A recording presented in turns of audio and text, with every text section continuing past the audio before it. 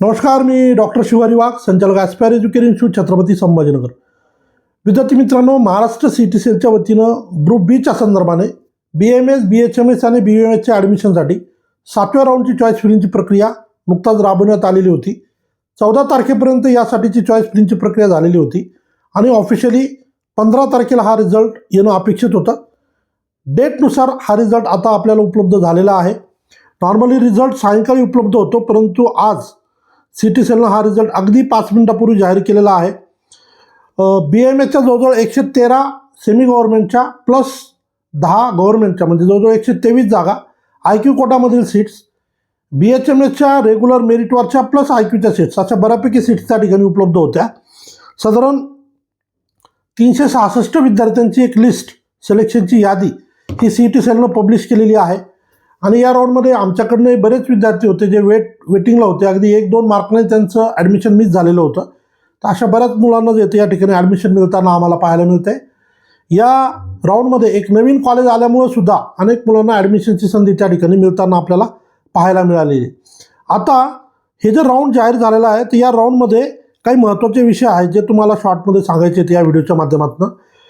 सगळ्यात पहिले, हा जो राऊंड जाहीर झालेला आहे, या राऊंडमध्ये विद्यार्थ्यांना ॲडमिशन घेण्यासाठी 18 डिसेंबरपर्यंत वेळ देण्यात आलेला आहे. आज ऑलरेडी 15 डिसेंबर आहे. 16, 17 आणि 18 अशा पुढच्या 3 दिवसामध्ये विद्यार्थ्यांना संबंधित कॉलेजला जाऊन रितसर फीस भरून ओरिजिनल डॉक्युमेंट सबमिट करून ॲडमिशन घ्यायचं असणार आहे. आता ज्या मुलांना, याच्यात असे अनेक मुलं आहेत की जे रिझर्व कॅटेगरीमध्ये बिलॉंग करतात, परंतु त्यांना ओपनमधनं ॲडमिशन मिळालेलं आहे. तर अशा परिस्थितीमध्ये ज्या मुलांना ओपनमधनं ॲडमिशन मिळालेलं असेल तरीही त्यांना त्यांचं कॅटेगरी बेनिफिट लागू आहे. परंतु बरेचसे प्रायव्हेट कॉलेजेस, खाजगी कॉलेजेस, ज्याला आपण सेमी गव्हर्नमेंटचे कॉलेजेस म्हणतो, हे कॉलेजेस विद्यार्थ्यांना सुरुवातीला पूर्ण फीची डिमांड करतात आणि नंतर स्कॉलरशिपला अर्ज करून नंतर तुम्हाला ती शासनाकडनं वापस येते. सो एखाद्या कॉलेजने तुम्हाला पूर्ण फीची डिमांड केली तर पहिले तर तुम्ही कॅटेगरीच्या फीचा आग्रह धरा. कॉलेजने नाहीच ऐकलं तर फुल फीस भरून आपलं ॲडमिशन प्रक्रिया पूर्ण करा आणि लगेचच आता शासनाच्या ऑफिशियल पोर्टलवर, MahaDBT पोर्टलवर ॲप्लिकेशन प्रक्रिया सुरू झालेली आहे. त्या ठिकाणी आपण स्कॉलरशिपसाठी अर्ज प्रक्रिया पूर्ण करावी. आता हा 7वा राऊंड होता. आता या राऊंडमध्ये ज्या मुलांना ॲडमिशन मिळालं, परंतु जर त्यांनी ते रिपोर्ट केलं नाही किंवा त्यांनी त्या ठिकाणी जाऊन ॲडमिशन घेतलं नाही, तर ह्या ज्या काय जागा राहतील 15, 20, 25 जे काय असतील, तर त्या जागांसाठी नव्यानं चॉईस फिलिंग होणार नाही. जी ऑलरेडी चॉईस फिलिंग झालेली होती, या चॉईस फिलिंगच्या आधारावर पुढचा येणारा 8वा राऊंड जो तो जाहीर होईल. आणि तो कधी जाहीर होईल तर तो 18 तारखेला संध्याकाळी 6:30 नंतर जाहीर होईल. कारण 18 तारखेला सायंकाळी 5:30 पर्यंत आपल्याला प्रवेश घेण्यासाठी वेळ मिळालेला आहे.